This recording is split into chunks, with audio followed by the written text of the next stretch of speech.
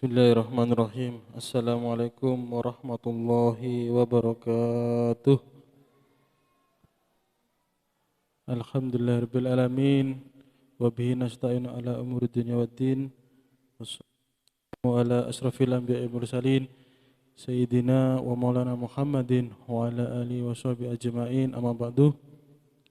Pertama-tama marilah kita panjatkan puja dan puji syukur kehadirat Allah Subhanahu wa taala atas berkat rahmat dan ridhonya kita diberikan kesehatan bisa berkumpul dalam pengajian rutin malam Rabu Masjid An-Nur, kajian kitab Safinatun Najah dalam keadaan sehat walafiat, dan alhamdulillah pemateri malam ini dipimpin langsung oleh Al-Mukarram Gus Hadi Abu Hasan dari Pondok Pesantren Mambaul Ulum, dan alhamdulillah beliau sudah hadir. Kemudian yang kedua, salawat serta salam tak lupa terlimpahkan kepada junjungan kita Nabi besar Muhammad SAW. Semoga kita semua mendapatkan syafaat dari beliau Nabi besar Muhammad SAW di yaumul qiyamah. Amin Allahumma amin. Baik, mari kita awali pengajian malam ini dengan Ummul Quran ala hadiniyatin sholih. Al-Fatihah. A'udzu billahi minasyaitonir rajim. Bismillahirrahmanirrahim. Iyyaka na'budu wa iyyaka nasta'in. Mustaqim. Shiratal ladzina an'amta 'alaihim ghairil maghdubi 'alaihim waladdallin. Baik, selanjutnya mari kita buka halaman 15 bab syarat Fatihah di kiri bawah. Monggo dipimpin langsung oleh Gus Hadi Abu Hasan. Waktu dan tempat kami persilakan.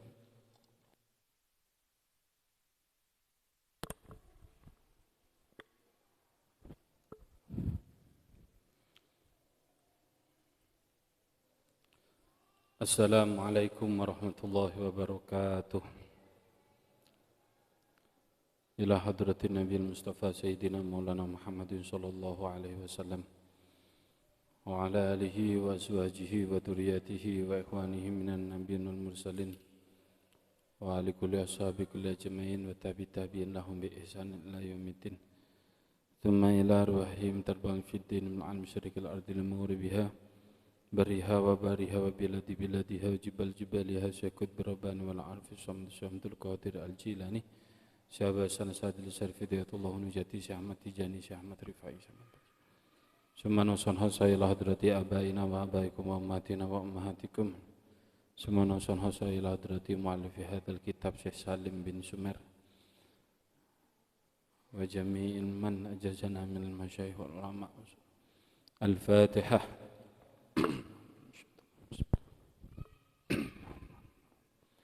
Ya.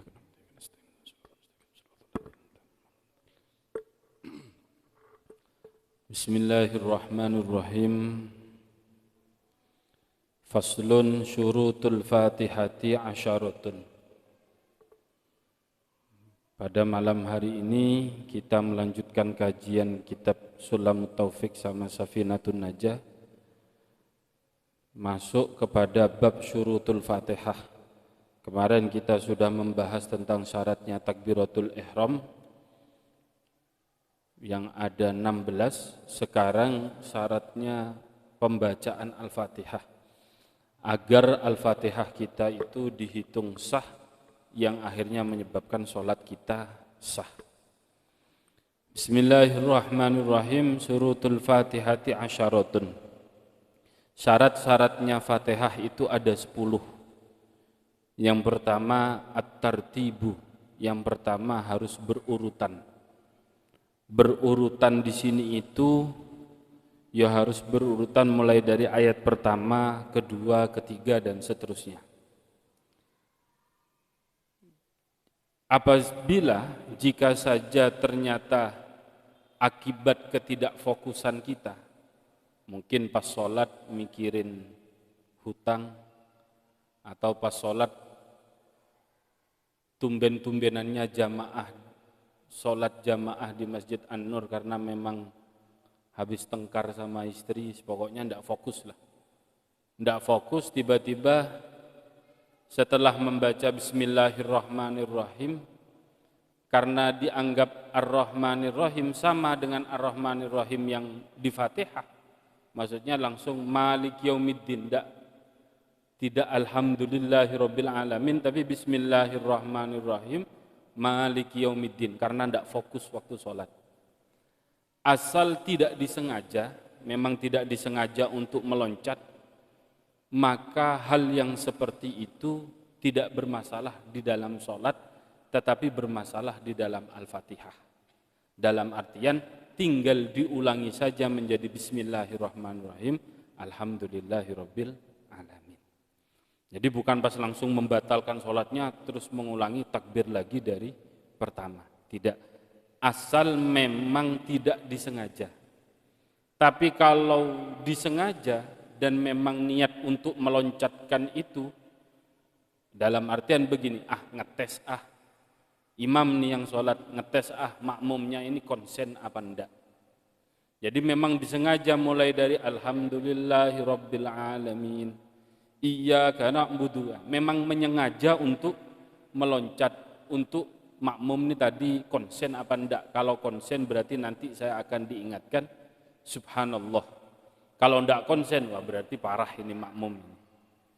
Misalnya memang seperti itu dan tahu hukumnya meloncat itu adalah membaca Fatihah tidak secara berurutan atau tidak secara tertib itu mampu membatalkan sholat, maka ini sholatnya yang batal, bukan hanya sekedar Fatihah.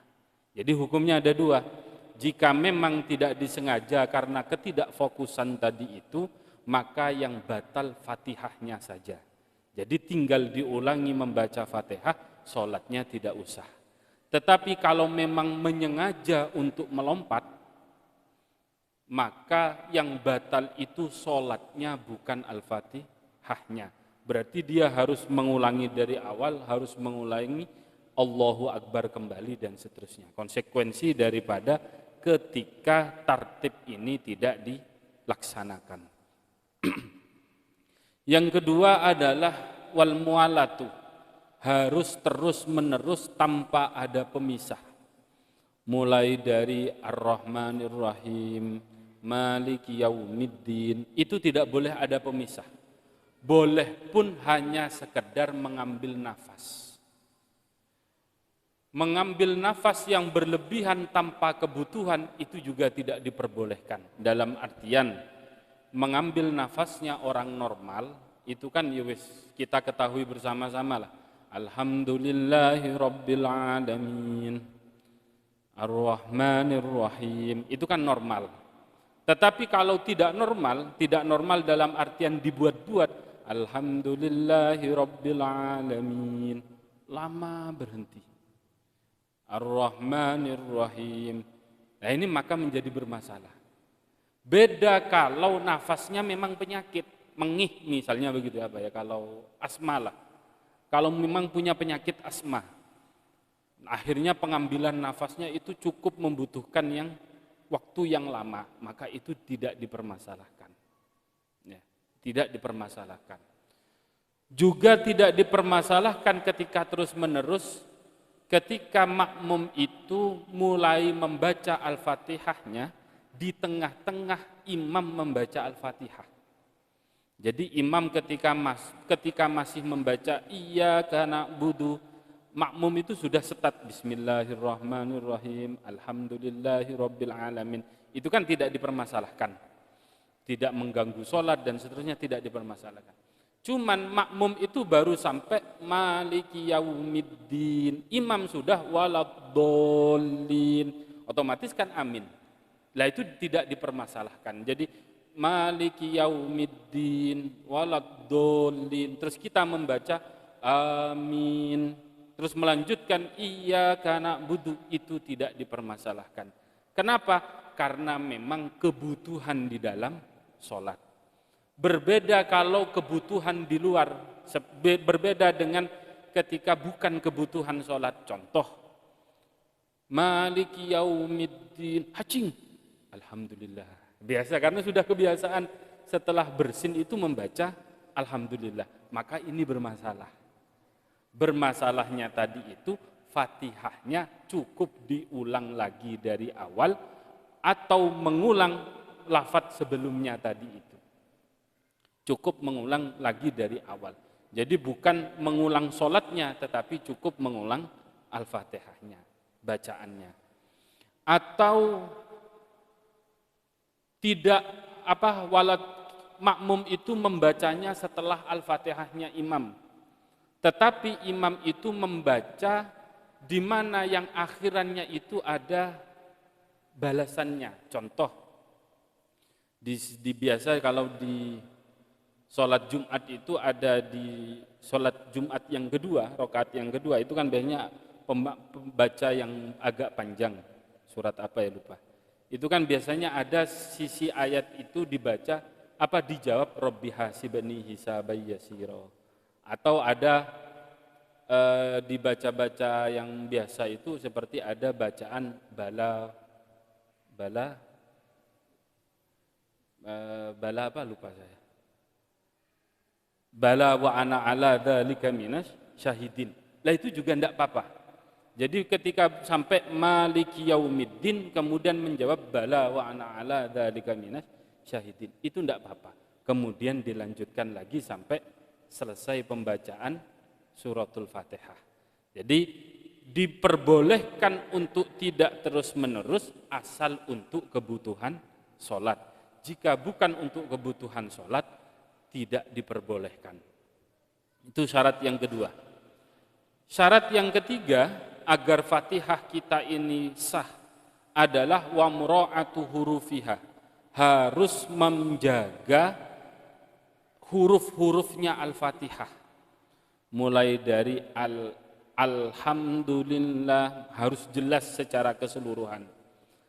Yang penting pembacaan, penjagaan huruf-huruf Fatihah tadi itu tidaklah mengganggu perubahan makna. Mengganggu perubahan makna seperti apa? Misal kita membacanya bukan iyyaka na'budu, bukan iyyaka na'budu, tetapi kita bacanya iyyaki na'budu. Iyyaka diganti iyyaki. Atau iyyaka na'budu wa iyyaka nasta'in dirubah menjadi iyyaka nasta'in wa iyyaka na'budu. Nah, ini juga tidak diperbolehkan. Atau juga kita membaca an'amta alaihim. Kemudian kita membacanya an'amtu atau an'amti alaihim. Ini berarti tidak menjaga huruf. Misal saja bila bagaimana kalau imamnya itu terlalu menjiwai kalau di dalam Maduranya. Biasanya orang Madura itu kan baca H kesulitan. Biasanya kan keluarkannya H. Ya. Ilaihe, biasanya begitu. Jadi itu bukan mau diluruskan kayak apa itu sulitnya, naudzubillah. Sama kayak orang Sunda baca dal itu enggak bisa. Dal juga sulit. Keluarnya ya dal, bukan dal tapi dal. Kemudian mungkin orang Bali mungkin kayak tidak kan bacanya tidak kan begitu kan, bukan tidak. Mungkin an'amta menjadi an'amta, mungkin begitu. Orang-orang yang asli Bali dan seterusnya. Ketika sudah seperti itu bagaimana? Yang penting tidak ada unsur perubahan arti, maka tidak dipermasalahkan. Toh ilaiha sama ilaihe kan ya sama saja. Hanya memang bukan masalah ngikut-ngikut ulama qiraatus sab'ah. Yang memang ulama qiraatus sab'ah kan kalau alifnya yang belakang layyinah seperti halnya wadduha, itu kan semuanya dibaca wadduhe, itu kan ada riwayat yang seperti itu. Ini tidak mengikut itu karena memang logatnya saja yang seperti itu. Akhirnya sudah mau dipaksakan bagaimana, tidak bisa. Mura'atu hurufiha, harus bisa menjaga harus bisa menjaga huruf-hurufnya Fatihah. Kemudian syarat yang selanjutnya adalah ketika terjadi misalnya an'amta dibaca menjadi an'amti atau an'amtu, makmum konsen akhirnya makmum bilang subhanallah, maka itu sudah diulangi lagi saja. Mulai dari siratal ladzina an'amta, diulangi situ lagi, enggak usah ulangi dari awal lagi, diulangi lagi dari lafaz tersebut. Kemudian yang selanjutnya adalah wa mura'atu tasdidatiha, menjaga tasdid-tasdidnya Al-Fatihah. Ketepatan faslun setelahnya ini itu dijelaskan tentang tasdid-tasdidnya Fatihah itu ada 14. Mulai dari bismillah sampai waladdallin itu semuanya terhitung ada 14 tasdid. Itu harus kita jaga sebaik mungkin. Kalau memang tasdidnya sangat, harus menyangatkan seperti halnya iyyaka na'budu wa iyyaka nasta'in, itu harus betul-betul disangatkan, betul-betul ditekankan. Jangan malah dibaca takhfif. Takhfif itu malah tidak dibaca tasdid. Apalagi ketika itu mampu mempengaruhi terhadap arti. Seperti halnya iyyaka na'budu, seharusnya hanya kepadamu Allah saya menyembah.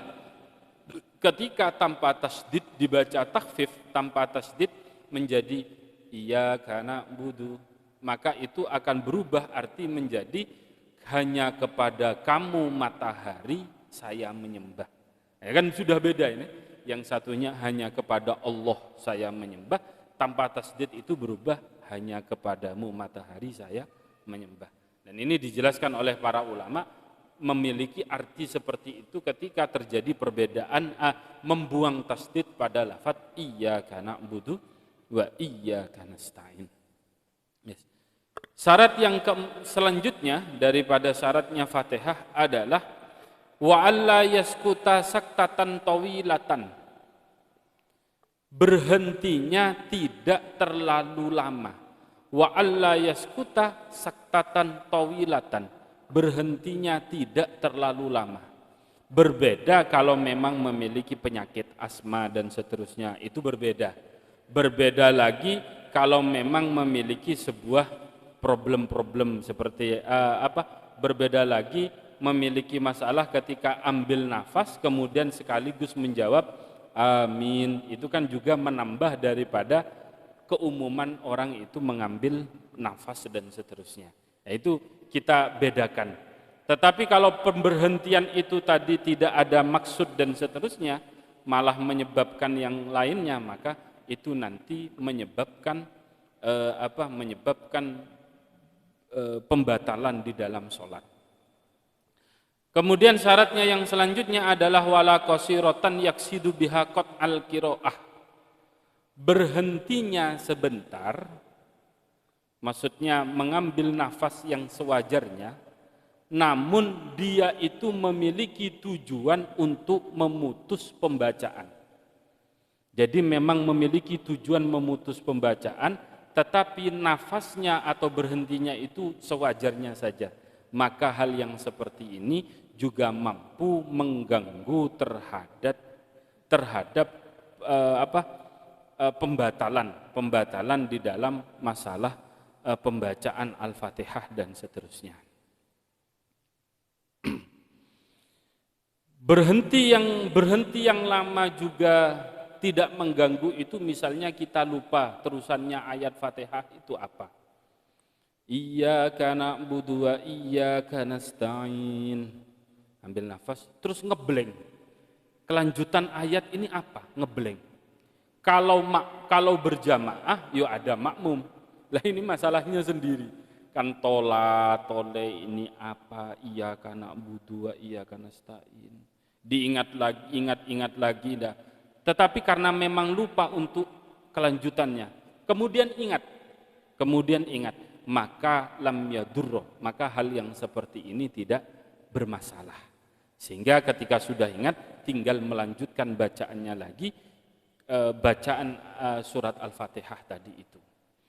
Kemudian yang seterusnya wa qiraatu kulli ayatiha wa minha basmalah, membaca seluruh ayatnya Al-Fatihah dan termasuk basmalah. Jadi Al-Fatihah itu ada 7 ayat, salah satunya adalah surat Basmalah. Maka ini harus dibaca secara keras. Karena memang ada hadisnya Nabi itu membaca keras pembacaan basmalah ketika di dalam waktu sholat. Jadi memang harus jelas, kalau memang makmum ya dibaca keras, kalau memang tidak makmum batasannya itu sampai nanti di terakhir itu dikatakan dirinya sendiri harus mendengarkan. Jadi mulai dari bismillah, mulai dari pengucapan baknya lafaz bismillah, kuping kita itu sudah mendengarkan dan seterusnya. Lah kalau nanti permasalahannya ada penyakit dan seterusnya, nanti kita bahas di urutan pengajiannya ini. Wa minha basmalah, basmalah itu juga terhitung daripada salah satunya. Salah satu di dalam suratul Al-Fatihah. Permasalahan nanti di luar Al-Fatihah, maksudnya di Al-Baqarah, Alif Lam Mim, kemudian di Yasin, maksudnya selain Al-Fatihah, itu para ulama ada berbeda pendapat. Ada yang memang bismillah itu masuk, ada yang lagi mengatakan bismillah tadi itu hanya sebatas pemisah antara surat sebelumnya dengan surat yang akan datang. Cuman yang pasti ulama itu sepakat tidak memperbolehkan untuk bahkan menganggap haram membaca bismillah pada surat Taubah, surat Baroah atau surat Taubah. Kalau sisanya itu sunnah dan seterusnya. Tetapi kalau Al-Fatihah di dalam sholat itu wajib dibaca karena memang masuk pada bagian Al-Fatihah itu sendiri. Wes, selanjutnya wa adamul lahni al-mukhilli bil makna. Kekeliruan tata bahasa yang mampu merusak terhadap makna.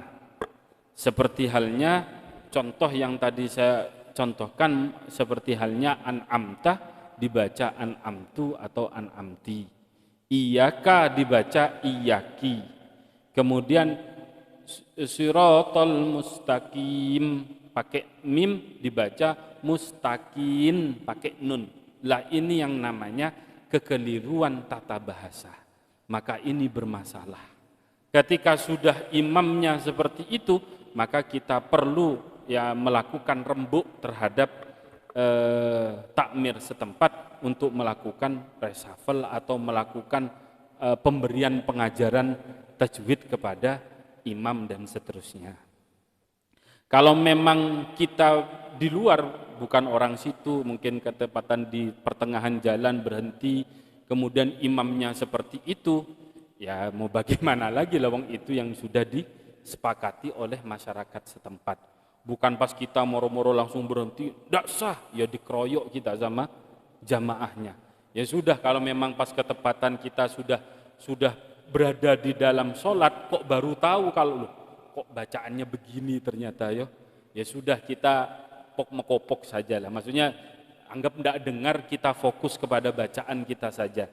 Tetapi kalau kita sudah tahu sejak awal, ya sudah, tidak usah ikut jamaah dan seterusnya. Kalau misalnya warga jamaah Masjid An-Nur ketepatan imamnya ada yang seperti itu, ya sudah, tinggal usul ke Mas Bayu, tinggal usul kepada Mas Bahrudin dan seterusnya. Mungkin ganti imam, ganti imam terlalu kereng, misalnya masak langsung gonta-ganti, ya mungkin tiba-tiba diadakan pengajaran pembacaan Al-Fatihah yang tepat dan benar dan seterusnya. Kemudian selanjutnya daripada syarat Al-Fatihah adalah wa antakuna halatal qiyami fil fardi. Pembacaannya secara menyeluruh mulai dari bismillah sampai waladdallin itu harus betul-betul dalam kondisi berdiri. Ya tentu catatannya bagi yang mampu, kalau tidak yang mampu ya duduk dan tidur miring dan seterusnya. Catatannya harus dibaca semuanya dengan berdiri. Tidak boleh mau proses setengah berdiri, itu tidak boleh. Contoh, mungkin tarawih kita itu sangat cepat atau sholat kita itu sangat cepat. Mungkin kerja di mana dikasih waktu. Kamu kalau sholat lebih dari 5 menit denda 200.000 misal. Kemudian sholatnya ngebut-ngebutan. Ketika sampai ihdinas siratal mustaqim siratal ladzina an'amta 'alaihim ghairil maghdubi, itu sudah proses mau ruku.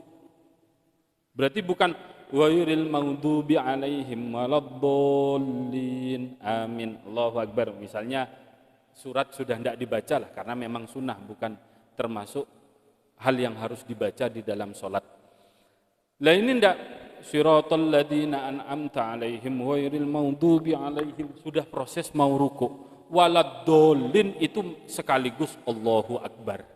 Lah itu bermasalah. Atau saking buru-burunya juga proses mau berdiri. Allah belum berdiri tegak, Allah masih di tengah-tengah, itu sudah Bismillahirrahmanirrahim Alhamdulillahirabbil alamin.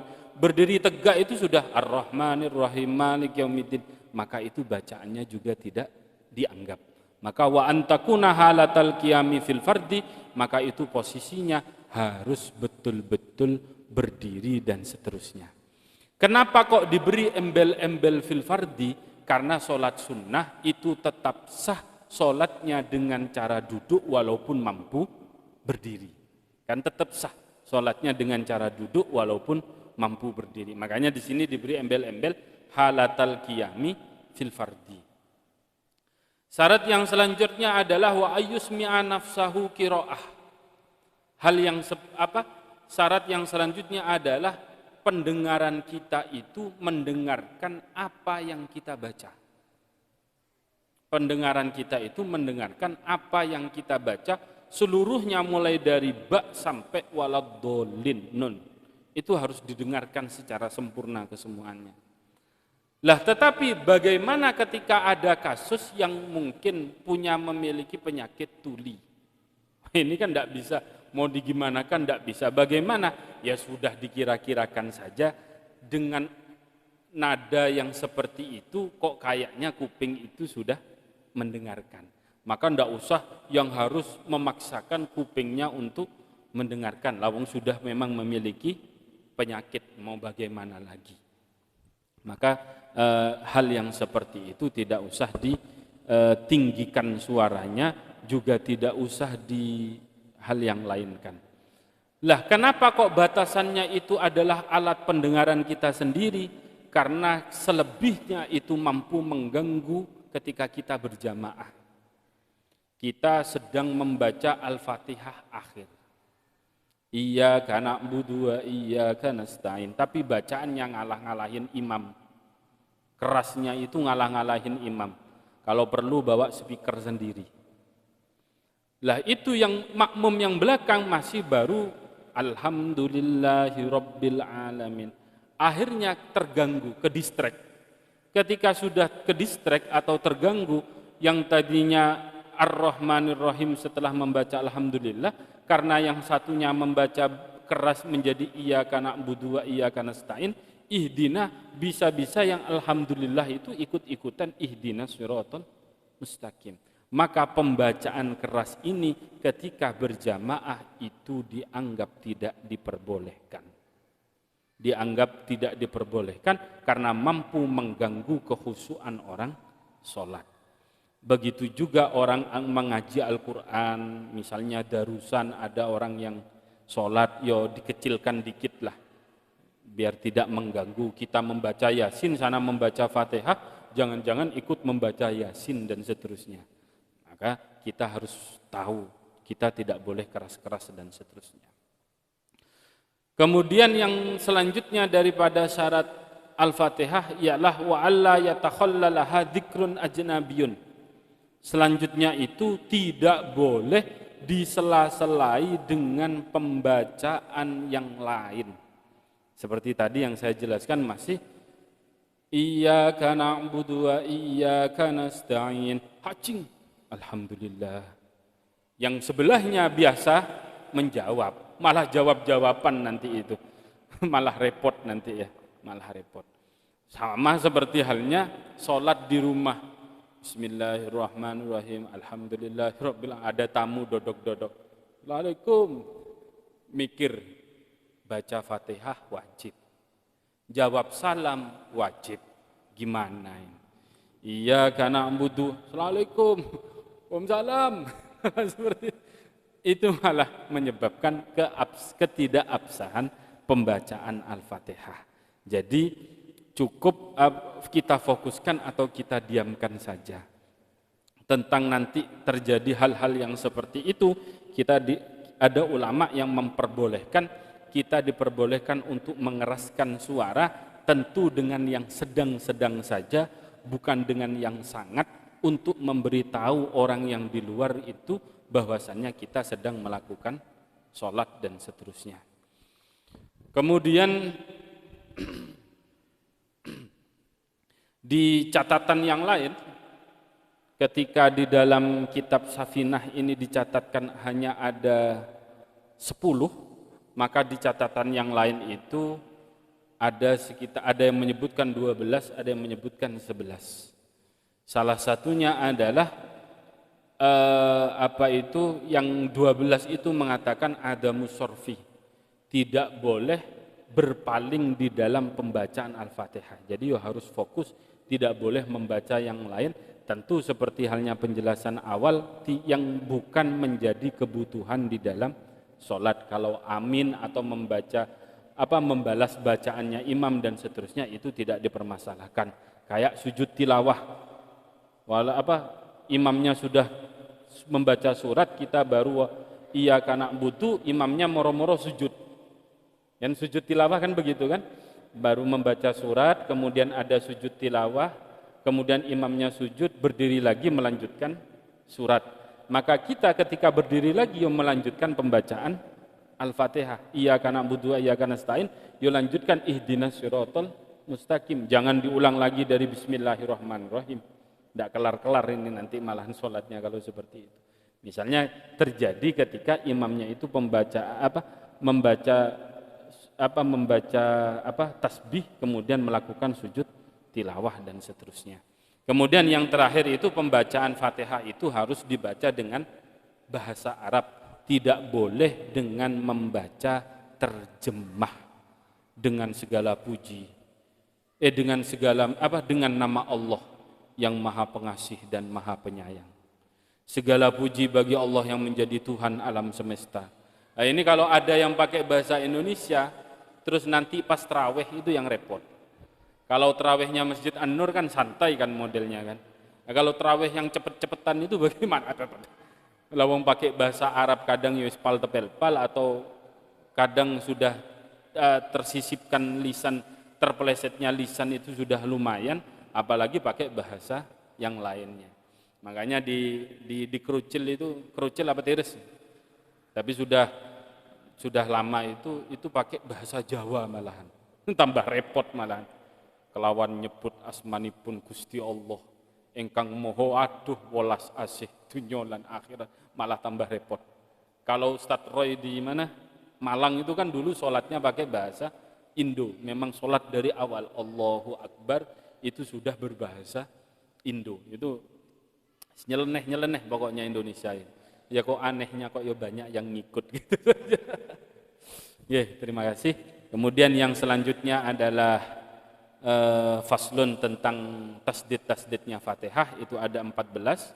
Bisa kita lihat mulai dari bismillah, Allah itu ada tasdid, Ar-Rahman itu roknya ada tasdid, Ar-Rahim roknya ada tasdid, Alhamdulillah lamnya ada tasdid, Rabbil Alamin ba'nya ada tasdid, Ar-Rahman roknya, Ar-Rahim roknya, Maliki Yaumiddin dalnya, kemudian Iyyaka iyaknya, Iyyaka nasta'in iyaknya, Ihdinas sirotnya itu ada, Siratal ladzi lamnya itu ada, terus An'amta alaihim ghairil maghdubi alaihim waladdallin. Jadi walad kan berhenti untuk pembacaan tasdid dotnya, waladdallin dotnya ada tasdid, lamnya juga ada tasdid.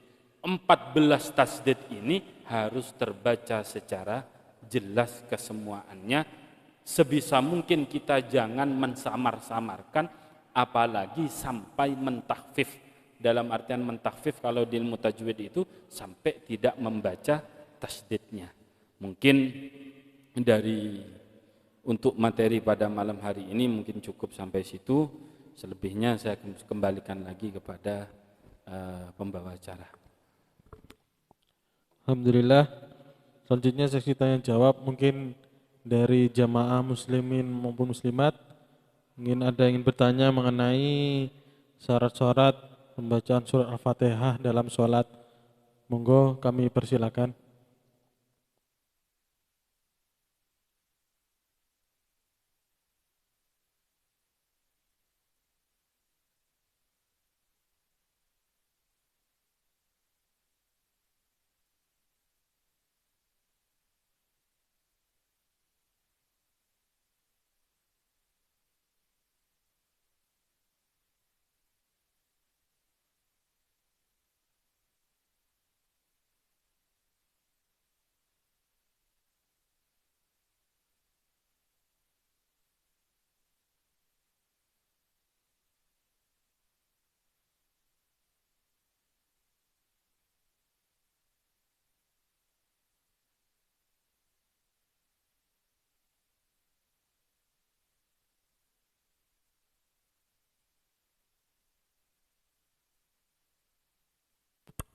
Langsung ya.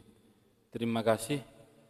Di dalam kitab ilmu tafsir milik Sayyid, siapa kakeknya Sayyid Muhammad itu, Sayyid Muhammad bin Alawi, terus bin, kayaknya punya kakek, punya ayahnya, saya punya Sayyid Alawi. Itu ada pelajaran ilmu tafsir. Faidul Khabir nama kitabnya. Di dalam kitab Faidul Khabir itu para ulama itu sepakat kalau bismillah itu di dalam Al-Fatihah itu masuk kepada ayat Al-Fatihahnya. Itu sepakat. Cuman para 4 madhab itu ada yang berbeda-beda. Berbedanya Imam Syafi'i itu ketika berjamaah pembacaan bismillahnya harus jahar. Harus lantang. Bismillahirrahmanirrahim, harus seperti itu. Kemudian Imam Malik itu tidak mengharuskan jahar. Jadi Bismillahirrahmanirrahim. Alhamdulillahirabbil alamin, seperti itu.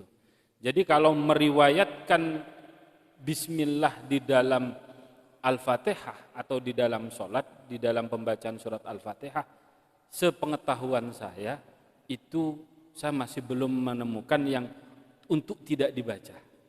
Jadi dalam artian semuanya itu sepakat para ulama bismillah itu masuk pada bagian Al-Fatihah. Cuman yang menjadi berbeda cara baca antara keras sama tidak keras. Kalau untuk yang surat itu begitu juga. Tetap ada perbedaan antara antara keras sama tidak keras. Cuman selainnya Imam Syafi'i sama Maliki, tapi saya mohon maaf apa Hanafi, apa Hambali, saya lupa. Di kitab Faidul Khabir itu juga dikatakan bismillah ini bukan masuk kepada bagian surat yang lain. Misalnya surat An-Nas. Jadi bismillah itu tidak masuk kepada bagian surat An-Nas tersebut. Sehingga pembacaan surat An-Nas tanpa bismillah itu tidak dipermasalahkan. Cuman kalau di dalam surat Al-Fatihah sepakat harus dibaca, bedanya saja masalah keras dan tidak keras. Tapi kalau di luar itu perbedaan ulama terjadi, tetapi khusus surat Taubah itu tadi ulama sepakat untuk tidak dibaca di dalam surat At-Taubah. Sisanya ada yang mengatakan ini masuk, ada yang mengatakan ini adalah Al-Quran tetapi bukan masuk pada bagian surat tersebut. Ada juga yang mengatakan ini hanyalah sebagai pertanda pemisah antara surat sebelumnya dengan surat setelahnya. Sehingga kalau menjadi sebagai penanda berarti bukan masuk kepada bagian surat tersebut.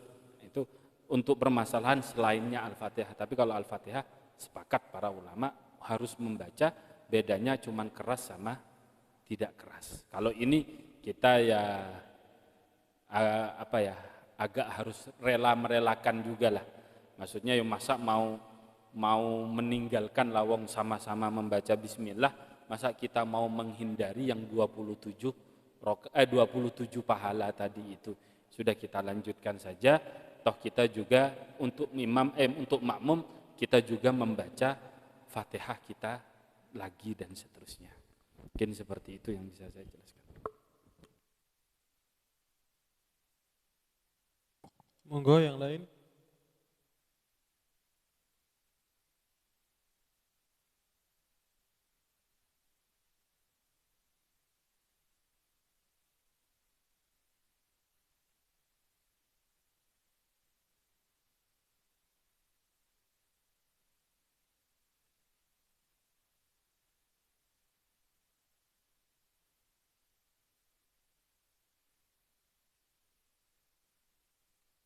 Pada surat Taubah itu tadi ya. Nah, ini dijelaskan oleh pengarang kitab Nailur Rojah. Beliau itu memberikan sebuah perincian tadi. Perinciannya di dalam surat Taubat, pembacaan basmalah itu haram di dalam permulaannya. Kemudian ketika di pertengahannya bagaimana? Itu menurut Imam Ibnu Hajar hukumnya makruh. Makruh. Tetapi menurut Imam Romli, imam yang lain, itu di awalnya itu tidak sampai haram. Kalau haram itu kan kayak sampai kalau melakukan dosa, kan kayak begitu. Ini kalau menurut Imam Romli, ini yang di awalan itu dilarang cuman makruh. Kalau makruh itu kan tidak sampai dosa, kalau melakukannya tidak sampai ada hukuman dosa. Kalau di pertengahan itu menurut Imam Romli itu sunnah. Jadi misalnya sampai 20 mau melanjutkannya lagi besok, menurut Imam Romli bismillah itu diperbolehkan. Hukumnya sunnah. Tetapi kalau menurut Imam Ibnu Hajar kalau di pertengahan itu makruh. Hal yang seperti ini ketika terjadi Ibnu Hajar sama Imam Romli, mana yang harus didahulukan para ulama tidak begitu sepakat. Dalam artian ya silahkan mau ikut Imam Romli monggo, mau ikut Imam Ibnu Hajar monggo. Tetapi kalau terjadi perbedaan pendapat antara Imam Nawawi sama Imam Rafi'i, maka yang harus didahulukan pendapatnya Imam Nawawi daripada Imam Rafi'i. Selainnya surat surat Taubah itu disunnahkan untuk membaca basmalah di pertengahan surat selainnya surat At-Taubah. Itu ittifaqon sepakat antara Imam Ibnu Hajar Imam Romli juga sepakat disunnahkan. Mungkin seperti itu. Diterima Pak Bi? Alhamdulillah. Mungkin ini sudah masuk waktu Isya. Monggo bisa diakhiri Gus dengan doa. Monggo Gus.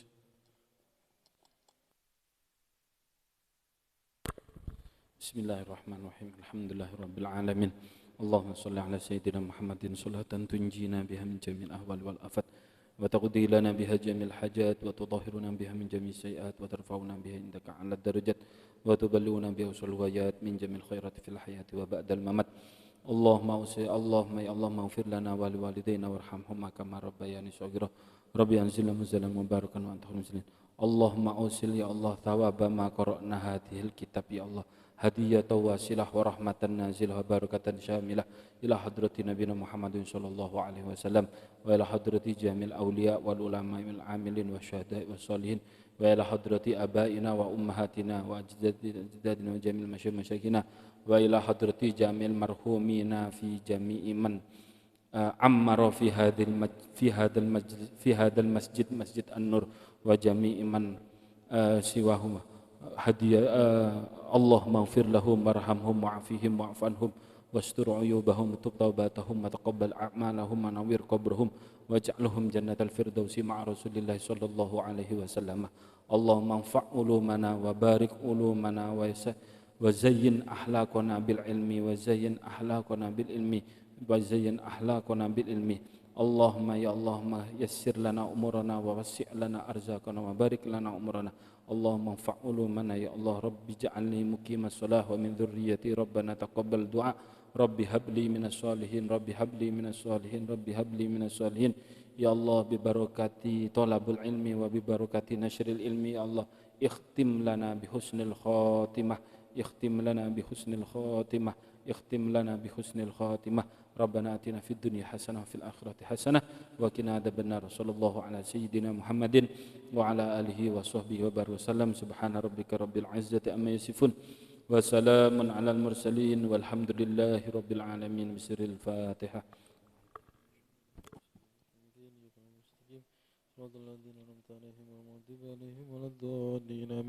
Alhamdulillahirrahmanirrahim.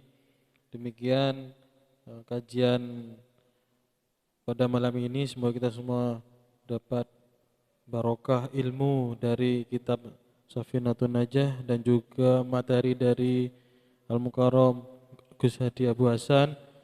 Alhamdulillah, dan sampai jumpa di pertemuan minggu depan di yang tadi yang tasdid apa setelahnya tasdid. Nggih. Alhamdulillah, demikian kajian malam ini. Akhirul kalam, ihdinas siratal mustaqim. Wassalamualaikum warahmatullahi wabarakatuh.